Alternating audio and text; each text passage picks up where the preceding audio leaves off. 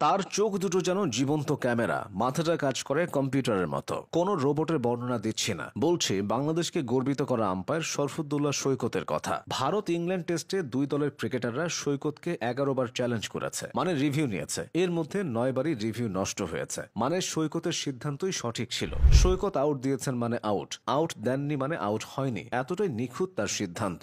হার্ষা ভোগলের মতো ক্রিকেট মস্তিষ্ক আম্পায়ার সৈকতের প্রশংসা করেছেন। সেরা হতে আর কি চাই? মেধার মতো সাহসিকতার দিক থেকেও সৈকত অনন্য। কোন দেশের কোন প্লেয়ারকে আউট দিচ্ছেন এসব তার মাথায় জায়গা পায় না। সৈকতের চোখের কালো সানগ্লাস ভেদ করে আত্মবিশ্বাস ঝিলিক দেয়। বাঁ হাতের তর্জনী উঁচিয়ে আত্মবিশ্বাসের সঙ্গে দেন আউটের সংকেত। আম্পায়ার হিসেবে তিনি চষে বেড়াচ্ছেন মিরপুর থেকে ইন্ডিয়া হয়ে ইংল্যান্ড পর্যন্ত সবখানেই। বাংলাদেশের ক্রিকেটাররা বাংলাদেশকে যতটা গর্বিত করেছে, সৈকতও ঠিক ততটাই গর্বিত করেছে। তিনি বাংলাদেশের প্রথম এবং একমাত্র আম্পায়ার যিনি আইসিসির আম্পায়ারদের এলিট প্যানেলে যুক্ত আছেন। ভাগ্য সহায় হলে তাকে হয়তো সবাই ক্রিকেটার হিসেবে চিনত। হ্যাঁ, সৈকত চেয়েছিলেন ক্রিকেটার হবেন। 90 দশকের ক্রিকেট ভক্তদের দাবি সৈকত ছিলেন বাংলাদেশের অন্যতম সেরা স্পিনার। ঢাকায় জন্ম নেওয়া ও বেড়ে ওঠা সৈকত ছাত্র হিসেবে ছিলেন মেধাবী। অনার্স এবং মাস্টার্স করেছেন ঢাকা বিশ্ববিদ্যালয়ের আন্তর্জাতিক সম্পর্ক বিভাগ থেকে। কিন্তু সবাই যখন ক্রিকেটার হতে চায়, শরফুদ্দৌলা সৈকত তখন আম্পায়ার কেন হলেন? 90 দশকের শুরুর দিকে ঢাকার ক্লাব ক্রিকেটে বাঁহাতি স্পিনার হিসেবে সৈকতের বেশ সুনাম ছিল।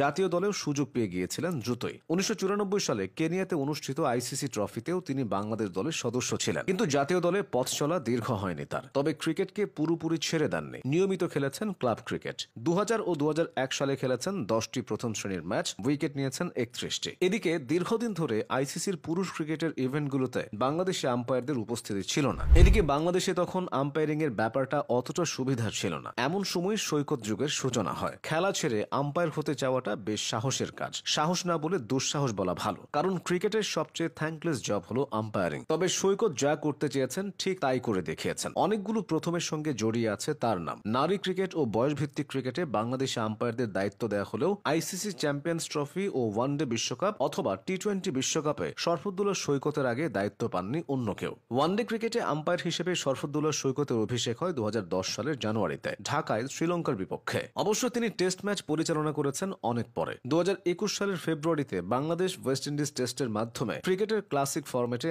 আম্পায়ার হিসেবে অভিষেক হয় সৈকতের। তিনি নিজেকে চিনিয়েছেন বাংলাদেশের ঘরোয়া ক্রিকেটে আম্পায়ারিং করে। কিন্তু সৈকতের জন্য ঘরোয়া ক্রিকেটে আম্পায়ারিং করা অনেক বেশি চ্যালেঞ্জিং ছিল, কারণ এখানে সবাই চায় শতভাগ পারফেকশন। কেউ চিন্তা করে না যে আম্পায়ারদেরও ভুল হতে পারে। অথচ দেশের ঘরোয়া ক্রিকেট টেকনোলজি বা প্রযুক্তির ব্যবহারের দিক থেকেও পিছিয়ে আছে। বিপিএল ছাড়া ঘরোয়া ক্রিকেটের ম্যাচগুলো টিভিতেও সম্প্রচার হয় না। সব মিলিয়ে বাংলাদেশে আম্পায়ারিংকে পেশা হিসেবে বেছে নেওয়া খুব একটা সহজ কাজ নয়। তবুও সব বাধা ঠেলে শরফুদ্দৌলা সৈকত এগিয়ে গেছেন। তিনি দেখিয়ে দিয়েছেন বাংলাদেশে আম্পায়াররাও এখন আইসিসির ইভেন্টে দায়িত্ব পালনের যোগ্য। 2023 সালের ভারত বিশ্বকাপে প্রথমবারের মতো পুরুষদের বিশ্বকাপে অংশ নেন সৈকত। শুধু তাই নয়, প্রথম বাংলাদেশি হিসেবে 2024 সালের টি-20 বিশ্বকাপে তিনি আম্পায়ারিং করেছেন। বেশিরভাগ মানুষ তৈরি করা পথে হাঁটেন, খুব কম মানুষই পথ তৈরি করেন। শরফুদ্দৌলা সৈকত পথ তৈরি করে দিয়েছেন। ভবিষ্যতে যারা আম্পায়ার হতে চান তারা নিশ্চয়ই সৈকতকে অনুসরণ করবেন। বিলি বাউডেন, সাইমন টাফেলরা আম্পায়ারিং এর মাধ্যমেই ইতিহাসে জায়গা করে নিয়েছেন। ক্রিকেট প্রেমীদের প্রত্যাশা শরফুদ্দৌলা সৈকত হবেন বিলি বাউডেনের বাংলাদেশি সংস্করণ।